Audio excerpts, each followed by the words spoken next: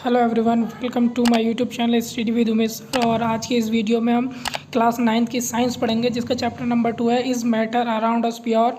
ये NCERT summary है। इसका हम पार्ट 2 पढ़ेंगे, क्योंकि पहले पार्ट की वीडियो ऑलरेडी मैं अपलोड कर चुका हूँ।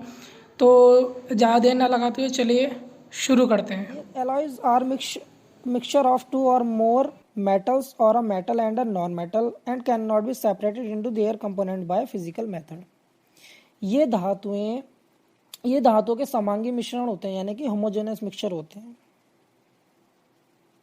ठीक, जिन्हें भौतिक क्रियाओं द्वारा पृथक नहीं किया जा, भौतिक मतलब फिजिकल मेथड द्वारा अलग नहीं किया जा सकता। लेकिन अलॉयज को फिर भी मिक्सचर माना जाता है, क्योंकि ये अपने घटकों के गुण को प्रदर्शित करते हैं। क्या है, वो अपने वेरिएबल कंपोजिशन को शो करते हैं। जैसे कि एग्जांपल ले लो, जो brass is a mixture of approximately 30% zinc and 70% copper. जो हमारा पीतल होता है उसमें 30% जिंक होता है और 70% कॉपर होता है। अब पढ़ लेते हैं सॉल्यूशन की properties. Solution is a homogeneous mixture. जो सॉल्यूशन होता है हमारा होमोजेनस मिक्सचर होता है। जो सॉल्यूशन के पार्टिकल्स के जो डायमीटर होता है वो 1 nm यानी कि 10 की पावर 1 nm मतलब नैनोमीटर, यानी कि 10 की पावर -9, ये पावर में -9 है, 10 की पावर -9 मीटर डायमीटर के होते हैं। सो इन्हें हम जो है ना नेक्ड आइज यानी कि डायरेक्टली आंखों से नहीं देख सकते, ठीक है, डायरेक्ट आंखों से नहीं देख सकते, क्योंकि ये आकार में बहुत छोटे होने के कारण जो सॉल्यूशन के पार्टिकल होते हैं वो गुजर रही प्रकाश की किरणों को फैलाते नहीं है, ठीक है। सो क्या है, जो इनके पाथ में जो क्या कहते हैं इन बिलियन के प्रकाश का जो मार्ग होता है वो हमें दिखाई नहीं देता। Clear. The solute particle can not be separated from the mixture process by filtration. Filtration method के थ्रू हम क्या है सॉल्यूट के पार्टिकल्स को सेपरेट नहीं कर सकते, ठीक। The solute particle do not settle down when left undistributed, that is a solution is stable। मतलब जो हमारा सॉल्यूट होता है यानी कि जो हमारा विलियन होता है उसको अगर हम साइलेंटली ऐसे ही छोड़ देंगे नीचे, तो जो उसके सॉल्यूशन के कण होते हैं, पार्टिकल होते हैं, वो नीचे नहीं बैठते। अर्थात यानी कि हम कह सकते हैं कि जो सॉल्यूशन होता है वो क्या होता है, स्टेबल होता है। हम पढ़ते हैं कंसंट्रेशन ऑफ सॉल्यूशन क्या होता है, ठीक है।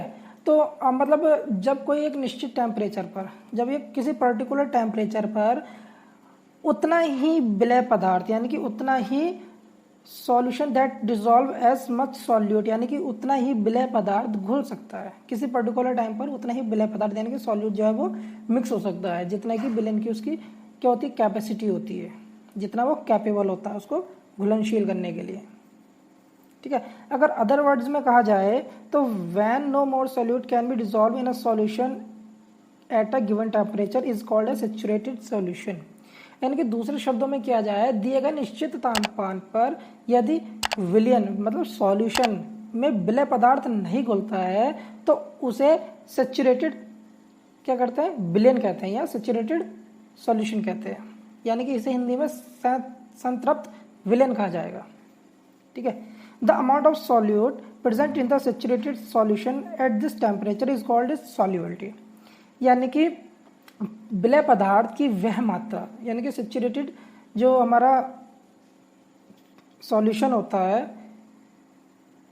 विलय पदार्थ की वह मात्रा जो इस ताप पर सैचुरेटेड विलयन में उपस्थित होती है।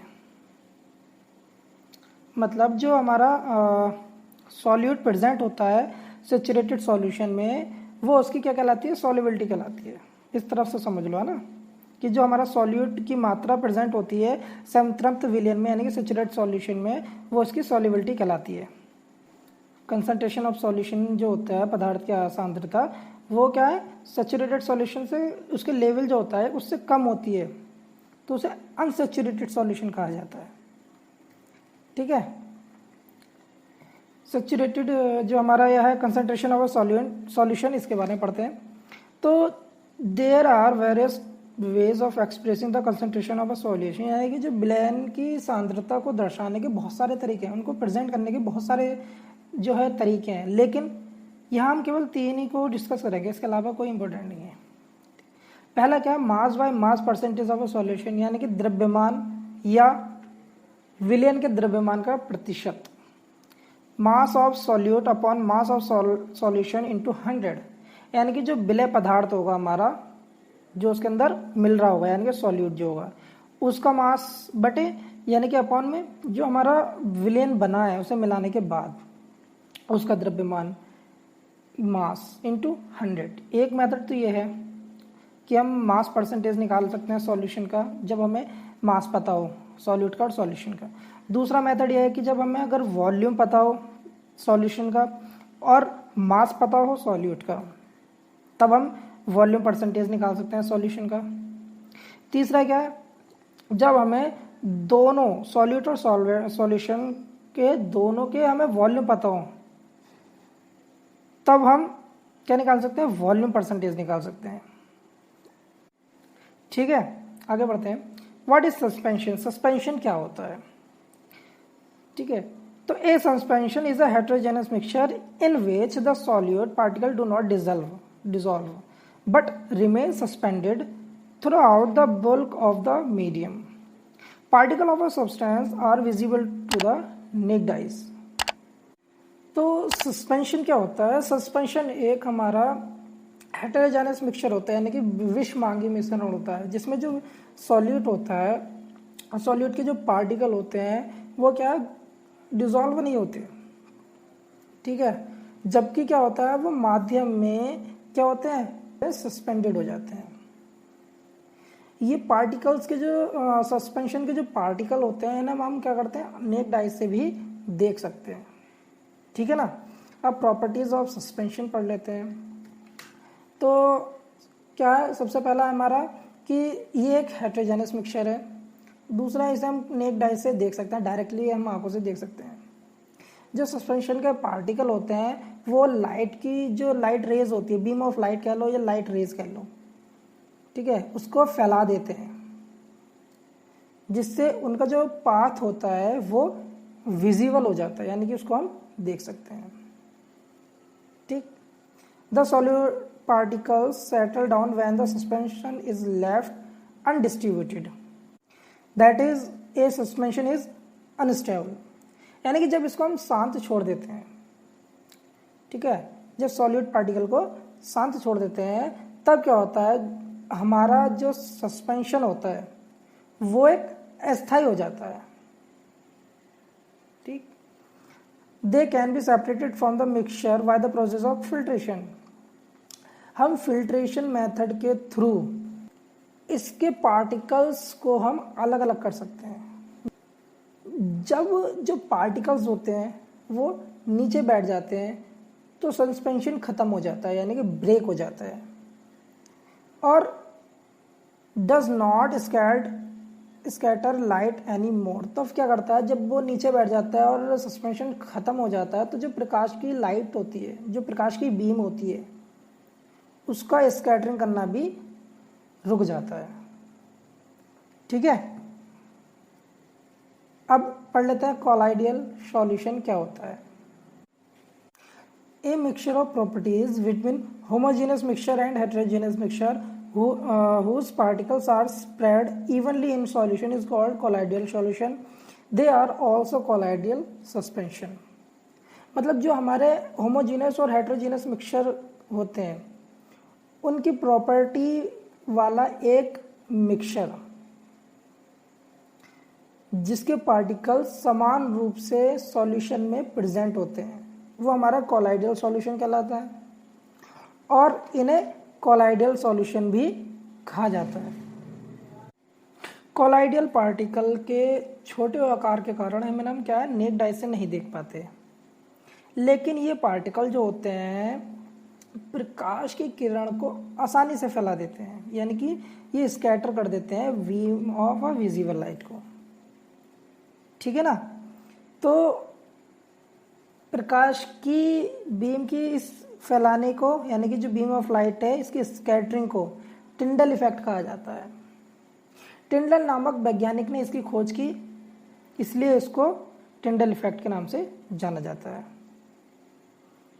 ठीक है। Tyndall effect can also be observed when a fine beam of light enters room through a small hole. This happens due to the scattering of light by the particle of dust and smoke in the air. यानी कि एक कमरे के छोटे छेद के द्वारा प्रकाश की किरण जब आती है तब वहां पर आप टिंडल इफेक्ट को देख सकते हैं। ये है कमरे में जो मौजूद होती है डस्ट और कार्बन के जो पार्टिकल्स होते हैं उनके द्वारा प्रकाश यानी कि लाइट के फैलने के कारण होता है। ठीक। अब इसकी कोलाइडल सॉल्यूशन की हम क्या प्रॉपर्टी पढ़ लेते हैं। A colloidal is a heterogeneous mixture, यानी कि हेट्रोजेनस मिक्सचर होता है। इसके जो पार्टिकल्स होते हैं आकार में इतना छोटे होते हैं कि इन्हें हम डायरेक्टली आंखों से नेक्ड आई से नहीं देख सकते। ठीक है। Colloidal are big enough to scattered a beam of light passing through it and make its path visible. ये इतने बड़े होते हैं कि प्रकाश की जो किरण को फैला देते हैं और हम इनके मार्ग को यानी कि हम इसको आसानी से क्या है विजिबल कर सकते हैं, देख सकते हैं। इनका जो पाथ होता है वो विजिबल हो जाता है। और इनको फिल्ट्रेशन मेथड द्वारा क्या करते हैं मिक्सचर से अलग नहीं कर सकते, लेकिन एक स्पेशल टेक्निक है जिसके द्वारा इसको हम अलग कर सकते हैं। उस टेक्निक को हम बोलते हैं सेंट्रीफ्यूगेशन। इसके द्वारा हम क्या करते हैं पार्टिकल्स को अलग अलग कर सकते हैं। Separating the component of a mixture. Actually क्या है कि जो होमोजेनस मिक्सचर होते हैं इसको साधारणतः फिजिकल प्रोसेस द्वारा पृथक किया जा सकता है, जैसे कि हैंड पिकिंग, सीविंग, फिल्ट्रेशन। ठीक है, जो हम डेली यूज़ में करते हैं, डेली लाइफ में करते हैं।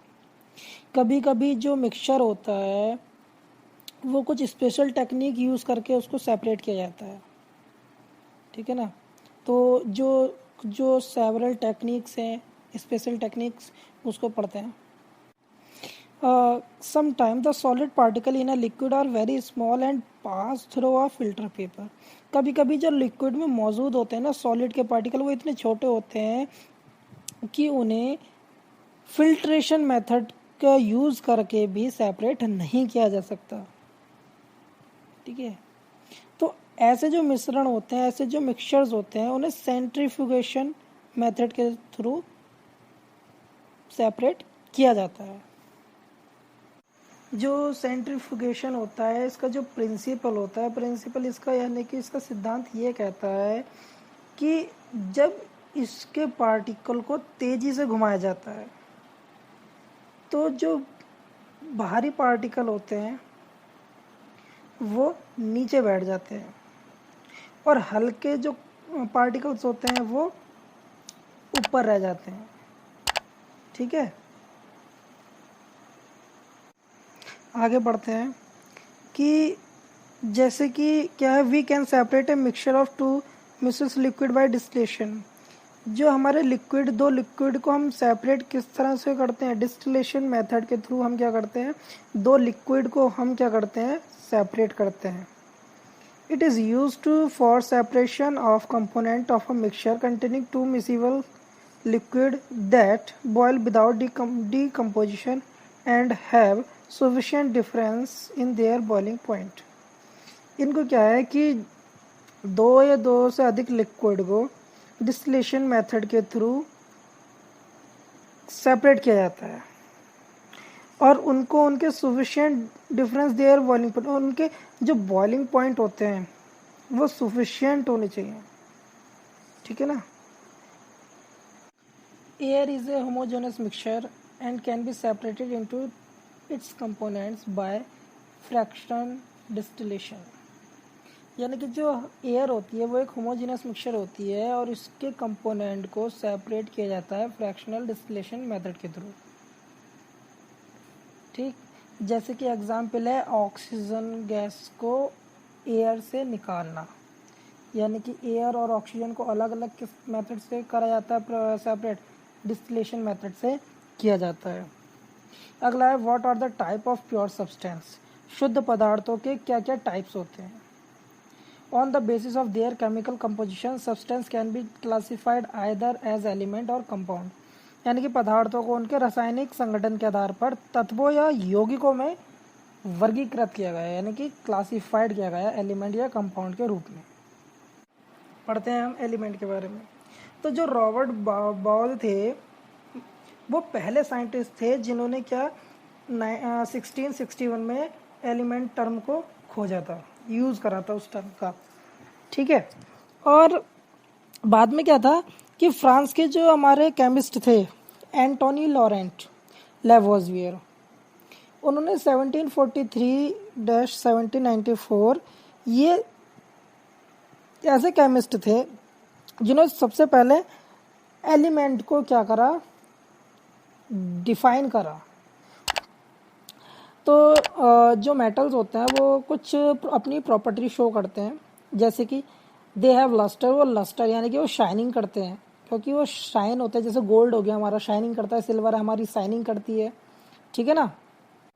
दे हैव सिल्वर ग्रे और गोल्डन येलो कलर, वो सिल्वर ग्रे और गोल्डन येलो कलर के होते हैं। और क्या ये मेटल जो होते हैं वो बहुत ही गुड कंडक्टर होते हैं इलेक्ट्रिसिटी ऑफ हीट की। जितनी भी हमारी वायरिंग होती है इलेक्ट्रिसिटी वायर और जितनी भी हमारी केबल्स वगैरह बनती हैं वो सब हमारी मेटल की बनती हैं, ठीक है। They are malleable, can be hammered into thin sheet, वो एक मेलेबल होते हैं और जो है उनको यानी कि जो पतली शीट्स होती है उसको क्या है हम हैमर्ड कर सकते हैं।